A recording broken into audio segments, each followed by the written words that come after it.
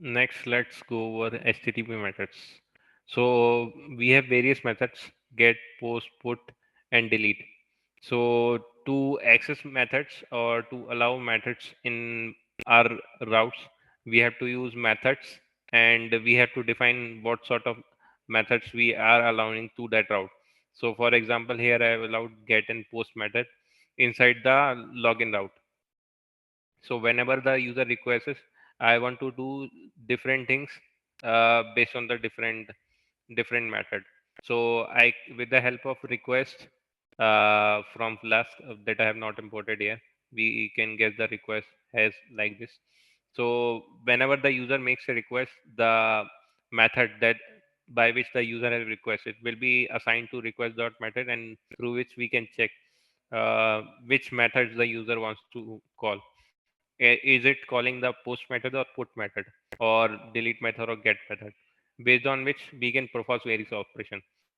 So here you can see with the request dot method, we are checking if the user has requested the post method, and we are doing something when the user has requested the post method, and we are doing something else when the user has requested the get method. To check this out, we can also change it to simply just returning the whatever the user have requested. Instead of returning here, we can just return here, and it will just show us how the user is requesting. So I will go ahead and run the program, and instead of using the browser, I'm going to use curl to show us what's internally it is going on. So I'm going to enable the verbose mode, and it will show us all the call that is being going on under the hood. So here you can see it is making a get request. It is a TCP connection. So it is making a get request to the host, localhost 5000 with the user agent, because we are requested with curl. So it is showing us curl, and it can accept anything. These are some of the headers that are being sent while the requesting, and these are the response that is being written. So we have got 404 not found, since we don't have any route defined for post. We don't have route defined for route, so that's why we got 404 not found, and it returns text HTML. The HTML can be seen here, which is being written, and we can see that the connection has been closed.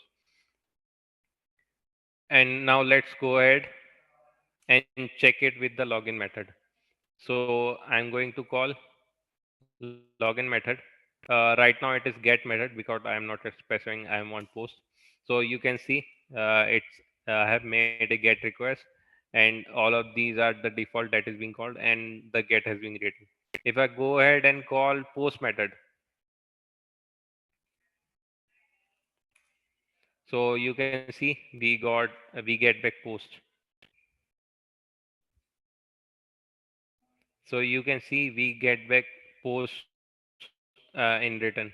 As if I try to call some other method that is not allowed, then we'll get 404 method not allowed, since we have not allowed the method to being called on that route.